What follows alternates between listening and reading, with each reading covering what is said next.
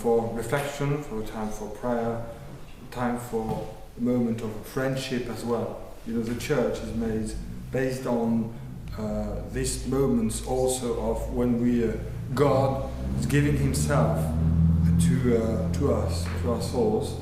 That's the moment when God comes down to us. And then there's time when we share the advent of Christ, or the coming of Christ in us. It is also part of the church. I'm going to use that circles of movements within the church to transfer as a parallel into mainly the liturgy, because this is the common expression of the love of the church for her spouse, the Blessed Lord. I have to introduce myself, I'm afraid, because I didn't say hello to everyone. So I'm Kanik Montjean, I'm a priest of the Institute of Christ the King, sovereign priest. I was ordained in 2002, so well before the Father here. So I've got 16 years of ordination now. I've studied engineering in preparation for what we call the French army. So I was in the French school for French officers for a year. Then I left because God wanted me as a soldier somewhere else, into divine forces probably. So I've studied for about 6 years of formation in Italy, in our seminary in Erikslegionens. You've probably heard that name, rings a bell. Google that, Erikslegionens, Italy, and you get that. All right, so we've invited me for a talk about, and I would just keep it as general as possible. You've probably heard of all these things, and you've probably ticked all these boxes already in your life as first Catholic, and secondly as altar server, because I think all of you are altar servers, or you have been when you were younger. It's not that far. Good. I would like just to sort of meditate this morning with you, and then we can have any open questions, because the interaction is vital, because this is part of our faith, and this is my first point. If you think liturgy, think interactive. Sounds a bit, there you go. He's using that modern language to speak to us, but this is exactly what it is, and this is not new. There is nothing new in this. Interaction between God and you, and between God and His church. So there are, in the liturgy, it's I would say, a love story between God and your soul, and God and His church. And we're going to think about these movements of from God down to me, down to the church. We know the church and our soul are both called the spouse of Christ. The both of them. I'm referring here in the need of the proofs and the mentions and references to the liturgy in the Old Testament. I believe all of you've sort of read or had already an overview on the Old Testament. I'm sure you remember, oh yes, that's the story of the people of God, and in the Old Testament I remember they have been naughty at times, or nasty, or unfaithful, and God had to punish them. He did. It's not a sort of awkward vision of our faith in the Old Testament. That's true. And why does God punish the people? Because they've committed a sin against God. They have been unfaithful. So if we have a look in the vocabulary of the Old Testament, we can easily notice that the relationship between God in the Old Testament, Yahweh, and the people of Israel, well, it became Israel, it wasn't always called as such, as you know, and I'm going to do it down this road, but anyhow, God and his people had what we call a spousal relationship. They were like married together. All the vocabulary between describing this relationship between God and his people are taken from the language we would use to describe the relation between husband and wife, or two lovers. Okay? And this relationship is fruitful, bear children.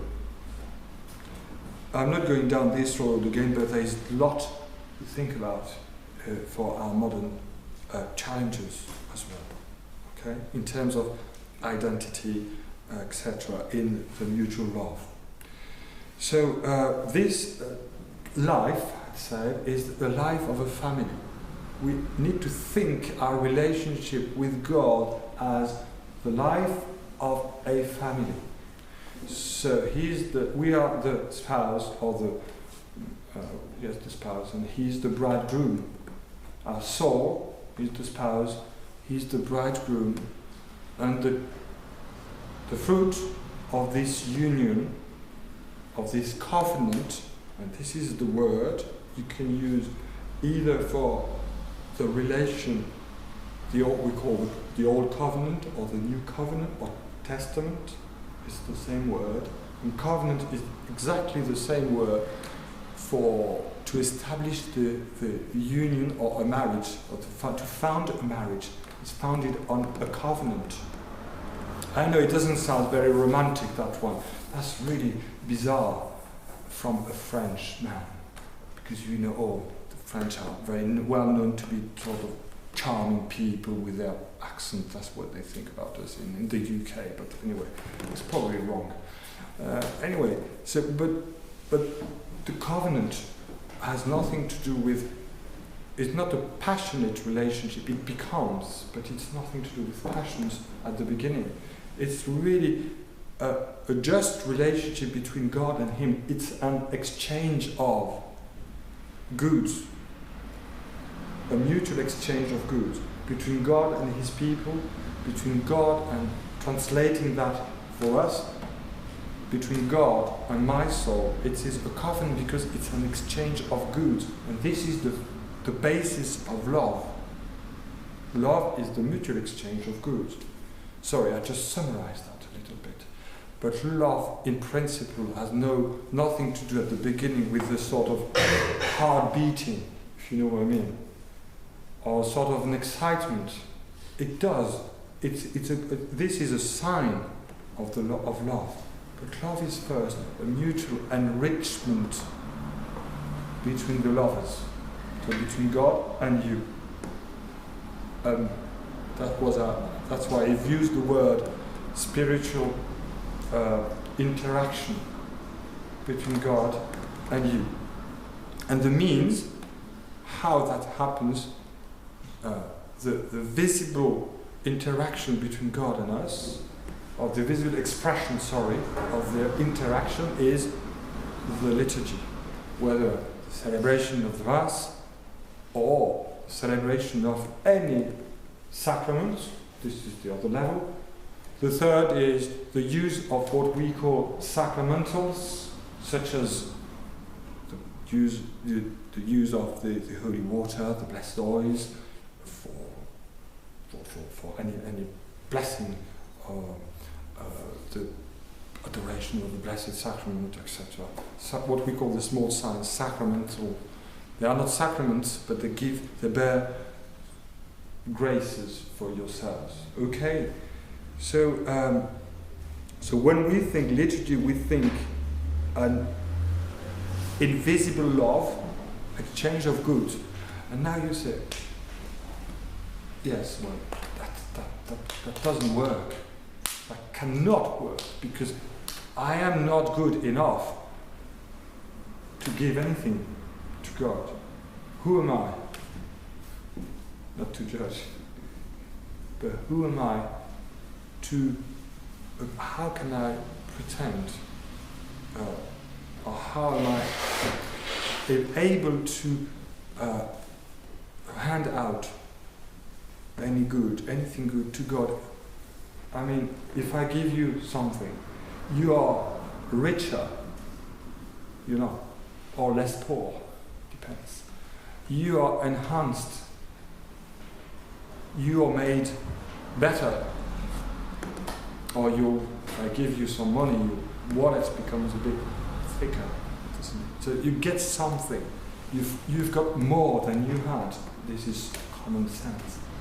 But this is really important to understand. But how can you make God richer? Question mark. Any answer? Yes, there you go, interactive. Right? Yep. Dedicate your lives to Him. That's it. That's the only thing you can, but it doesn't get better, because there's one reason why God, for one reason God cannot become better, because He is perfect and infinite. Okay, so for these two reasons God cannot become more perfect, because He is infinitely perfect. Okay. Right, so hang on, what's your name? Sorry. Alex. Alex. Okay, you've shortened that for me. Thanks. Okay. Well, Alex, thank you for that, because I think this is the best answer you can get. I mean, you cannot enrich God. You can't. Otherwise, you'll be proud. So you are not needed in the relationship, in the human relationship. Both are needed. And for a loving relationship, we need to be two. Or, yeah, okay, that's the same for us. But the mutual enrichment, you understand, so you make your lover better because you're giving something, and you're giving yourself. For God, it doesn't work, because you can't improve God's being as such. His qualities are infinite. So, and if He's not infinite, He's not God. Because this is the very being of God, is to be infinite. So for that's when there can't be several gods, because if God A and God B are both God, God A is missing the fact of being God B. So there's something missing there. Right. That's what we say. So there's nothing, I would say, controversial, or there is nothing to be scared of. Don't be frightened to say God is only one. Don't be frightened. That's common sense. If you say there are two gods, you don't. End of the game. Switch off. Okay. God has to be one. It doesn't come from me. Nothing to do with that. And you can say that with no anger, with no aggressivity. There's nothing to do, with no bitterness. There's nothing aggressive in that. God is infinite and must be such. Right. For the reason that He is God. Right. Otherwise He is a mini or reduced God, so He can't be called as such God. And the second thing is an argument you can give quite easily to your mates. God, in the perspective of heaven, if we all believe here that God, that our next life would be infinite and would be a perfection of the human nature. I mean, the vision of God face to face will be non-ending.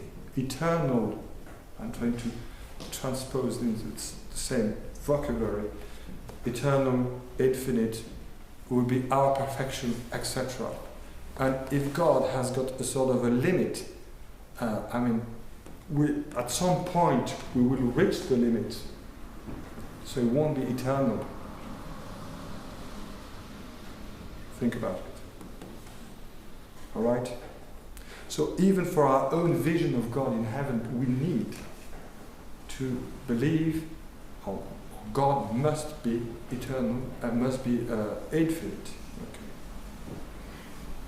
In terms of the liturgy, I'd say the liturgy is the expression of this love, the visible expression of the invisible grace of God.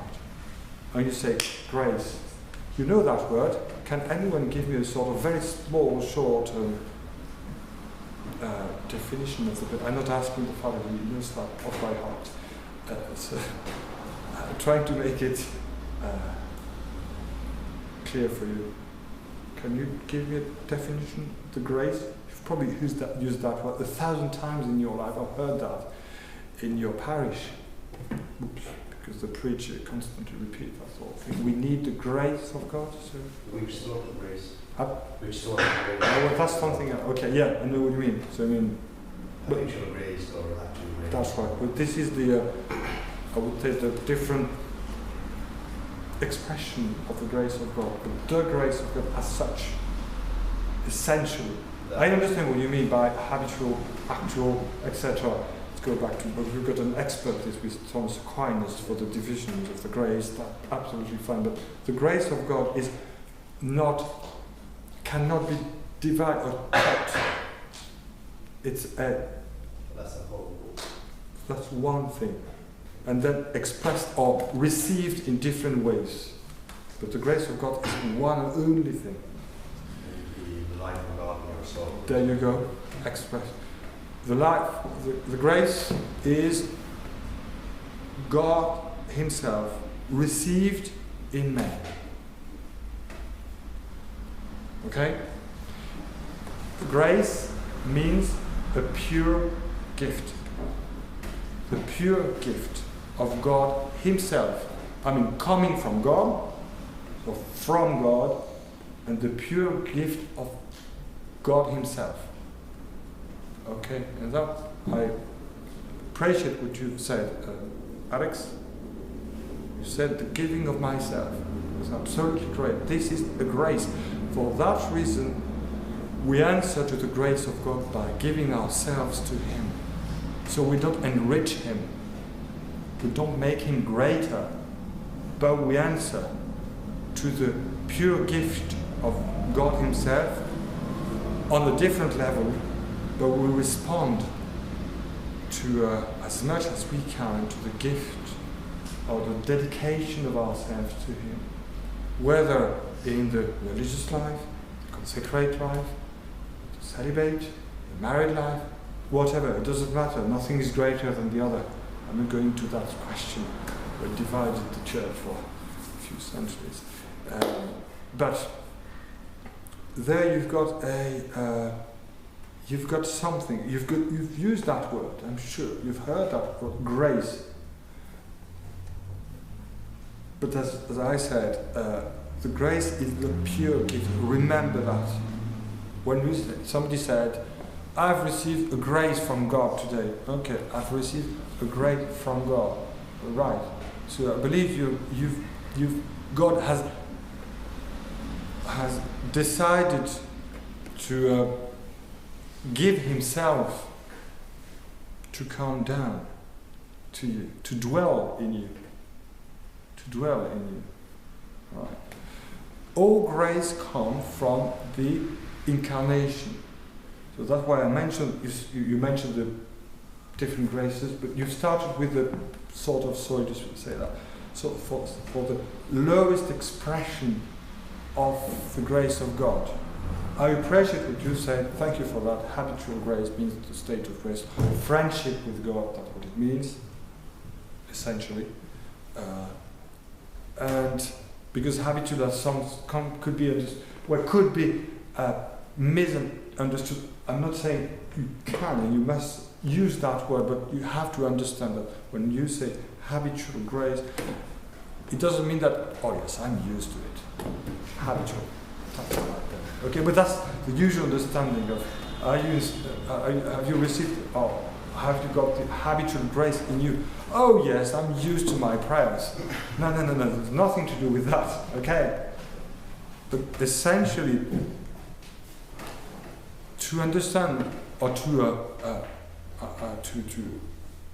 link, to make the link, or there's a thread linking all these various graces. There's only one thread in between them.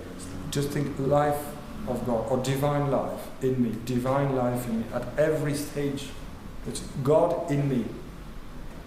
And my answer is, and me in God, question mark. That's the Christian life is summarized and summed up in this question, okay? But to understand all these sort kind of graces or levels of grace, I don't know really how to say it, categories, say. There must be a perfect gift of God, the perfect gift of God for us. What is the perfect gift? The highest grace ever seen in the world since we were created. What is the perfect expression of this intimate relationship between God and me, or God and us? Where does that happen? Alex, you must be a theologian at some point, yes? There you go. Sorry? God gave us his son. Yeah, how do you call that? When Jesus Christ came. Yes, the incarnation. The incarnation of Christ is the highest grace. All the Christian life is explained or is focused on and is originated and focused on the incarnation of Christ, because in Christ, in Jesus Christ, the grace is perfect. I mean, the grace is perfect, always perfect, but I would say the reception of the grace is absolutely perfect. We call that the grace of union in Christ between the divinity and the humanity in one person. That doesn't happen in us, I'm afraid. It doesn't happen. It doesn't happen. We receive, but not partly, because you kind of, as I said, you kind of cut the grace in pieces and say, I'm going to receive it. Receive that part of the grace, and not that part of the life of God. You receive God, whatever, but it's your disposition and how you're disposed to receive it that makes the difference. That's the very difference. Incarnation of Christ. The liturgy is the celebration of the incarnation of Christ. Yes, I know you were wondering, where is he going with the question of the grace and the liturgy and the Mass now? Oh yes, there you go. You have to start very larger. The understanding of the grace has to be large, and then it comes to the incarnation of Christ as, I would say, the focus point of not only of the history, but of my history. So the incarnation of Christ is the incarnation of the grace. As we say, the Word was made flesh. We recite this at the end of the Mass in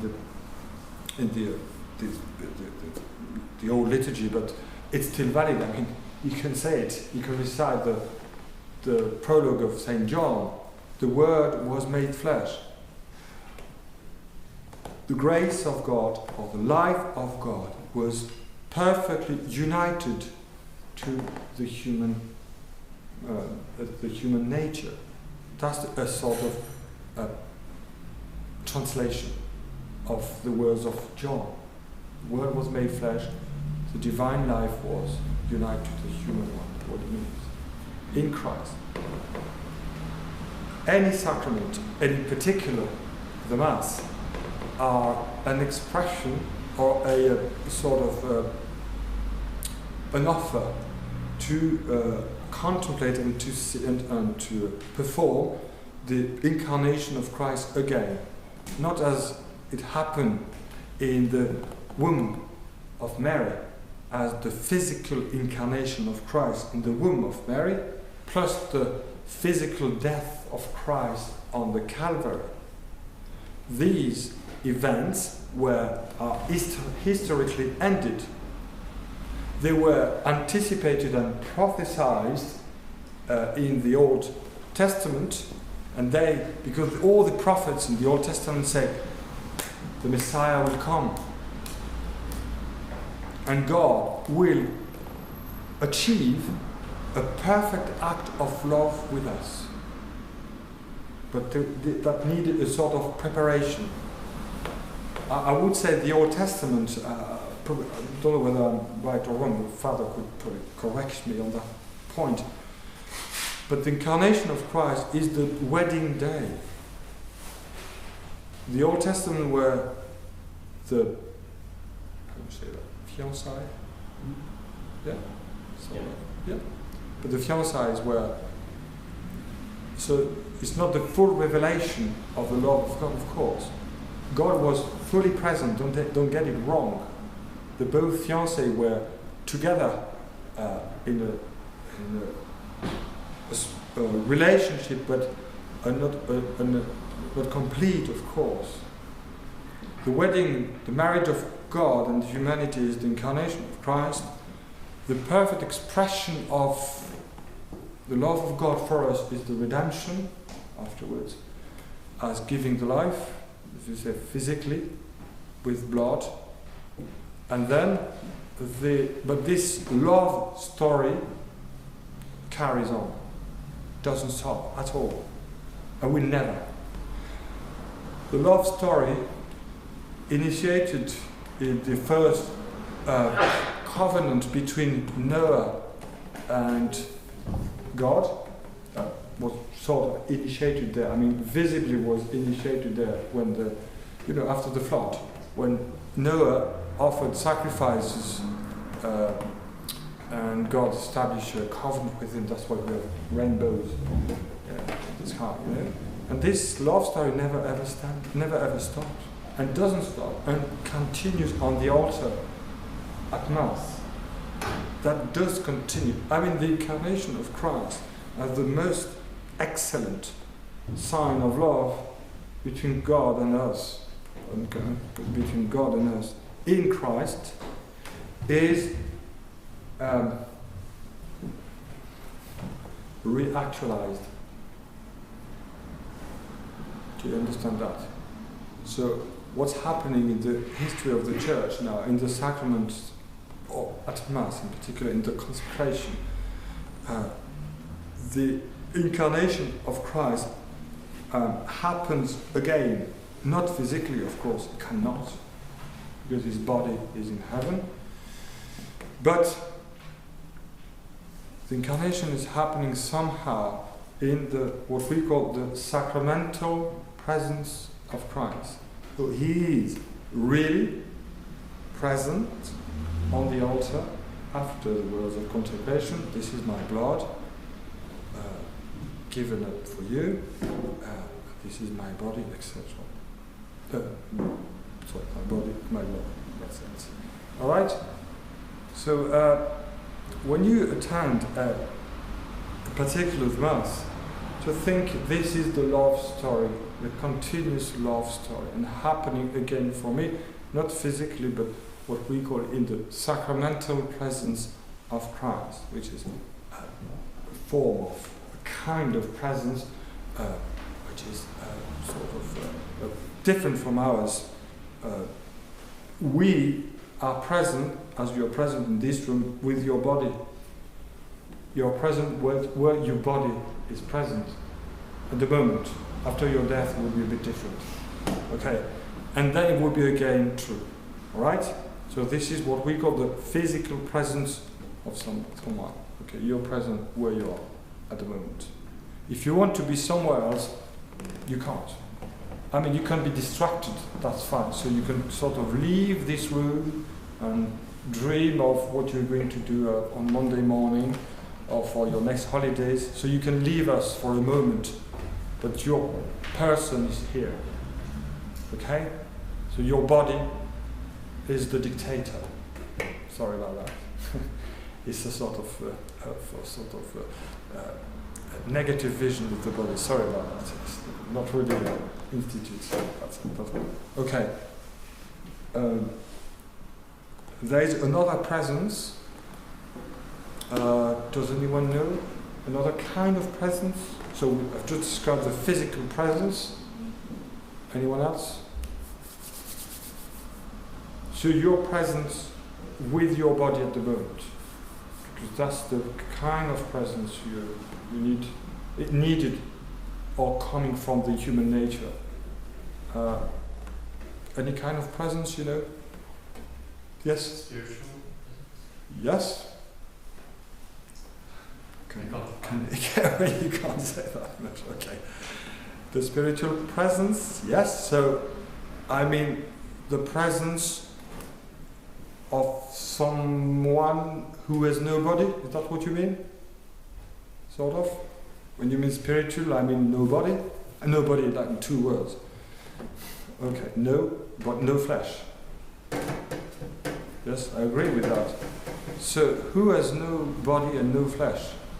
Do you know anyone who has no body and no flesh? All right. Okay. Yeah. No. You were just opening your eyes and said, okay, yes. Hey? God. God, that's it. That's one. Okay. But there are other people. Other persons, sorry. Everyone who's not with us anymore. Yes, so the souls in purgatory. Those And, who are dead. yes, the souls of the dead, yeah. Okay. Angels. So they are presence, really present where they are, limited. So somebody said a very good word there. Angels. Angels and devils, of Yeah, course. social angels. Yes, so they are present with their action. Where they act, they are present. So if they want to go opposite that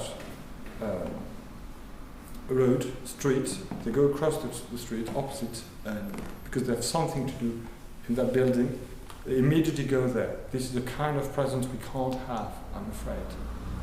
We can't. We have to walk. They don't need. And they don't need to fly because that is just the iconography of the traditional iconography for angels. Okay, we represent them with the wings, a pair of wings, or two, a pair of wings, or 2 pairs, sometimes 3 pairs of wings for the cherubims next to God. Okay, so they want to act opposite there, or they want to act for some reason to Mauritius. They go instantly to Mauritius. Good, saves time, money, petrol, all sorts of things, tiredness, etc., etc. Okay, so this is another kind of presence. Their presence where they want to be in acting. Okay, this is not yours, not mine either. And the third one, as you say, God is present everywhere. We call this presence of God a presence by immensity. Okay, He's present everywhere. He keeps everything being. That pulpit, the staircase, and everything, yourselves. We call this the immense presence of God, immensity.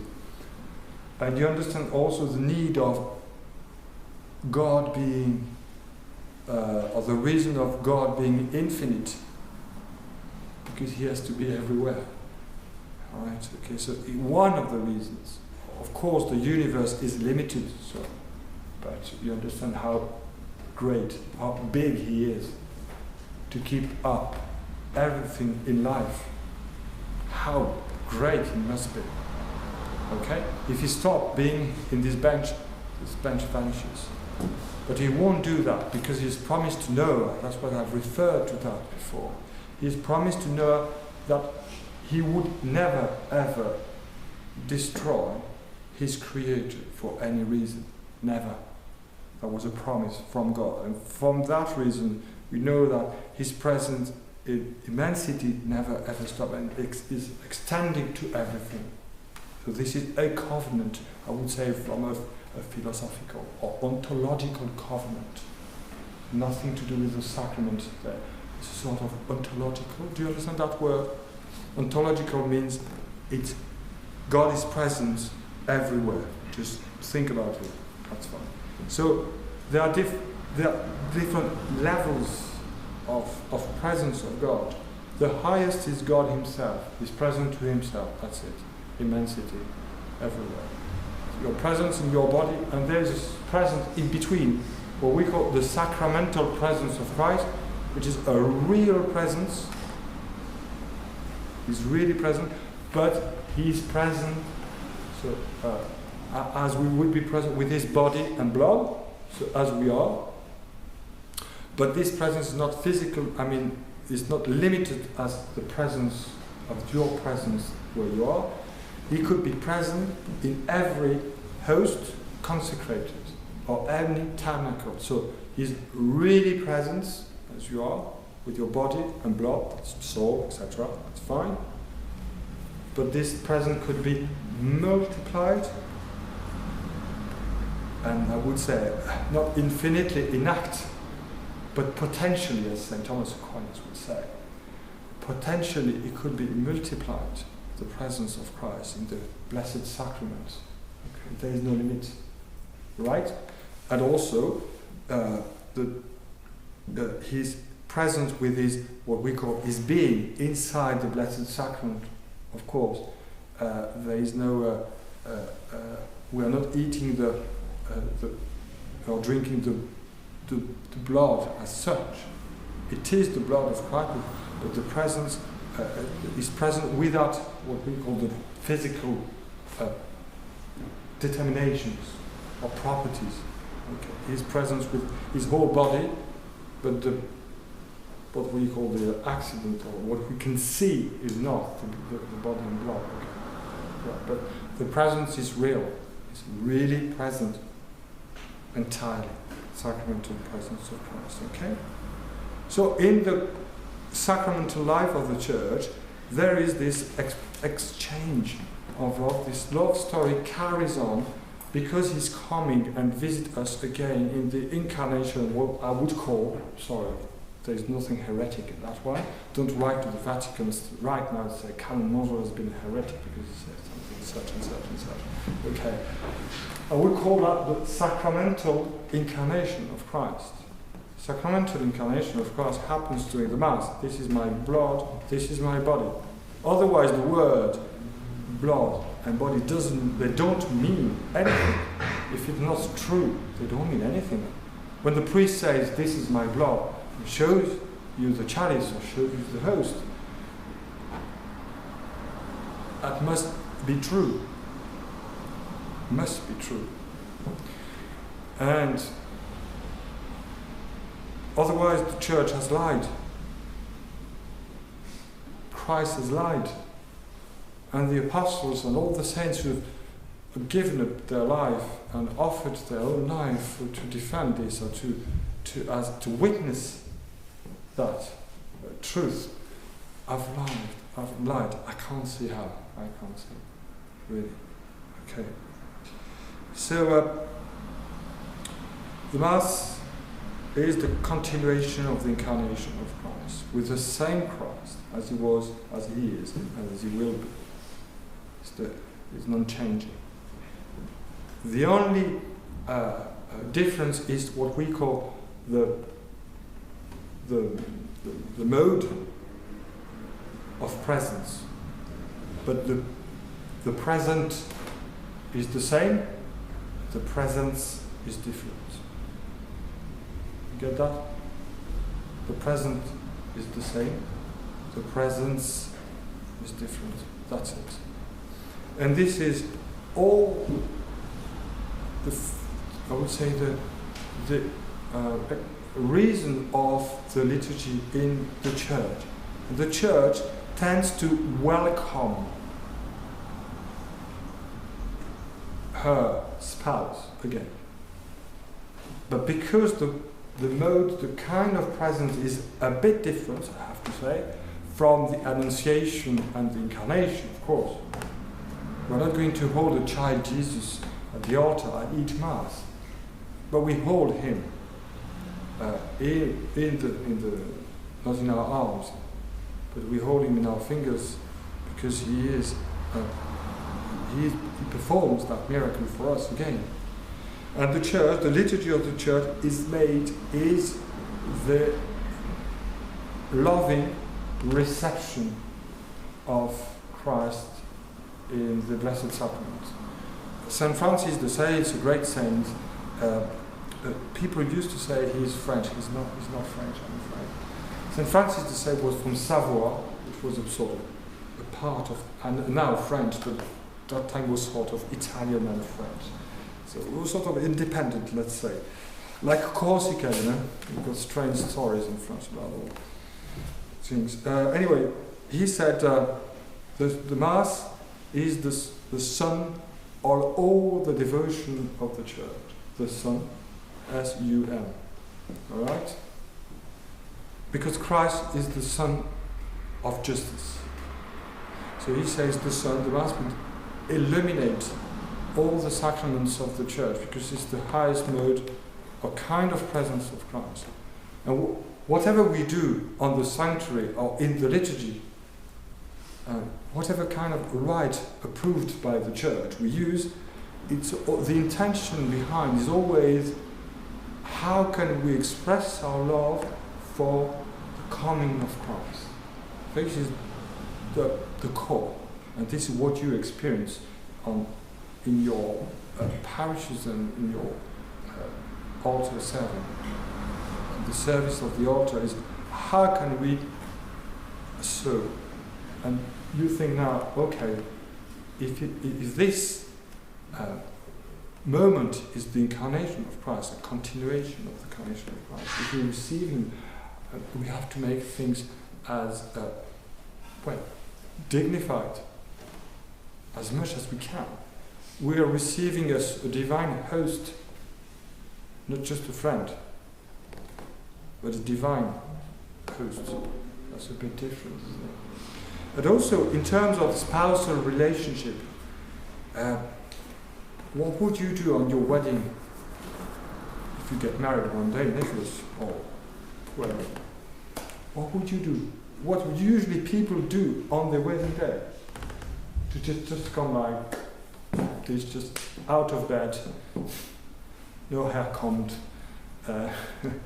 just don't organize anything, just do it as it comes, you know. No, you don't do that. I think you should. Well, you should not. Sorry, it's probably because I'm a bit old-fashioned. But anywhere you're invited for a wedding, you dress up, don't you? Yeah. Try to shave a little bit, or just to trim your beard if it doesn't look clean enough, or shave it, comb your hair, do all sorts of things. Nice tie, and you would use the tie your friend, the friend who's getting married, would like. You would think, oh, which color should I use? Oh yeah, he loves the blue, or the red, or whatever. Let's go for the blue because I know he loves that one. He likes this color, so I want to please him. So whatever you're going to do, you're going to show the importance of that day. And the liturgy is based on this very natural human behavior. And what is natural for a wedding as a civil or a friendly event has to be transposed. And you know, that's why the church, the Catholic Church is so wise, because the expression of the coming of Christ, or the expression of the reception of the grace, is based on our natural behavior. The grace doesn't, or takes always notice of the nature. St. Thomas Aquinas has got that sort of expression. I've just turned it into a different way. The grace is the supernatural expression of the human perfection, or the fulfillment of the human needs, the divine fulfillment of needs. So what you're doing for your friend on the wedding, on his marriage, you would do the same for Christ, wouldn't you? If you could see him coming there, say, oops, dress up gentleman. Okay, good. And you transfer that. We call this kind of, you're giving to yourself some kind of rules, are you not? You're giving to yourself the rule, or you're following the kind of rules. Because usually when you're invited to a sort of posh party, put a tie, don't you? So, not necessarily, but you tend to do that. So it's okay. Just put your tie on, cufflinks if needed, and you go there. You just polish your shoes. You just follow kind of rules, don't you? But why don't you? I'm not blaming anyone. But why wouldn't we follow some rules, a kind of rules, for the wedding of Christ? We have to. And that's where you get the idea of why do we have all these rules in the liturgy? Do this, do that, bound, genuflect, etc., etc., etc., etc. Turn right, turn left. I know it sounds a bit overwhelming at times, isn't it? But you say, okay, but these rules have been given by the spouse of Christ, not by the human side of the church. No, they've been given by, because approved by the church, they become, as soon as they've been approved by the church, officially, they become not only the official prayer of the church, but they become the expression of the love of the church for Christ. They become the rules for the wedding of Christ, but they come from his spouse, from the bride. Okay? Do you get that? So the liturgy is not just an individual behavior. And the rules you follow, you say, oh, I can't remember all these rules. There are many. Yes, there are. Just 3 spoons of incense in the third one. I say, okay, that's all. Why do we put 3 spoons of incense? Because this is the rule. I mean, probably there's an explanation, historical explanation, of course there is. But I don't really need to just find out why. The intention behind this is, no, because these rules are the rules we are given by the spouse, by the bride. And that does, I would say, if you don't understand the expression, I don't understand. And that does my day. That does my day. Do we need to understand everything or where they come from? I mean, if you are an expert or a specialist, and the Dominicans are very good at being specialists, but I appreciate that, and that's absolutely no problem with this. But essentially, the core of what we call the rules, you can call them also, you've probably heard that name, that word, rubrics. Why they're called rubrics? It comes from the Latin word ruber, R-U-B-E-R. Ruber, what does it mean? Okay. Red. Comes from red. Like this. Red. Okay? Why? They are written in red in the missal. What you have to do. The rules of the wedding are written in red to stand out. Okay? So that's why we call them rubrics. There's nothing extremely elaborated in that word. People think a rubric sounds a bit too formal, rigid, and so on. No, there's nothing to do with that. It's just a color. It's nothing to do with rigidity or whatever it is. No, it's just a color. So if they are written in red, they are called rubrics. That's it. If they were to be written in another color, green, they would have been called I don't know, another color. All right? So don't be afraid of that sort of word. I'm not afraid of that. I'm really happy and relaxed with these words. It's just a color. Don't worry about that. Because some people say, oh yes, you can, you've got your rubrics, you are very strict. I say, well, there's nothing to be strict. Yeah, the color doesn't change, that's right, okay, the rest, it's fine. I mean, but think the rules of the wedding of Christ. If you understand that, you're saved. And you carry on. And you follow your beloved rubrics,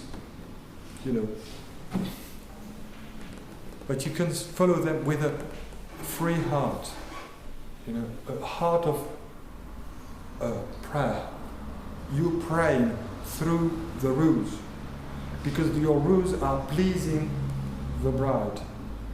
Your tie is neat, your shoes are polished, your jacket is ironed. You've done everything to please your friend. And that was the church does in the what we call rubrics. Think wedding, love story, expression of the love story. It's the sort of an achievement there. You please the spouse of your soul through the church. And the church is, we say Latin, mater and magistra. So the church is mother and mistress of love and of truth. They both would go together. Okay? I think I better stop here. I've been quite too talkative. I'm sorry about that. Okay. Time for questions. If you have no question, I would understand because you're fed up. Is that clear, or have I missed anything, or I've said anything wrong, Father? You can correct me. I would be more than happy to get corrected. That's a fraternal correction. It's the beginning of the spiritual life, isn't it? Is that all right with you? Okay? I hope I meet your kind of expectation, Nicholas. I don't want to. All right. It's just it's a general approach on the liturgy of the church. That's really needed in times where, as you said, Father, a bit before the talk, some sort of everybody seems like to be conflicting one another because they've decided that this is my liturgical choice or taste or whatever. It's not a question of taste, really. Nothing to do with taste. I think it's the wedding day of Christ. I'm pleased to know that in heaven there will be only one liturgy, one language, one note for the music. Oh, thank God.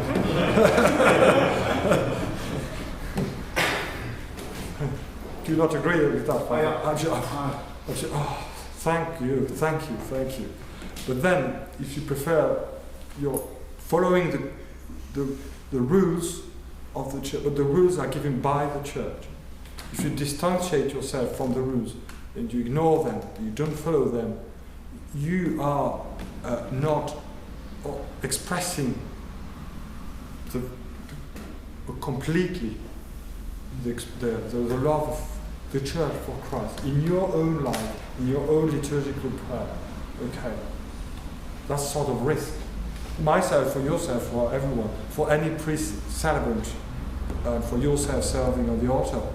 I know we don't stick on the rules because it's just a rule and sounds a bit like formalism. No. But also we have to be respectful because they come from the bride of Christ. So how dare we change those?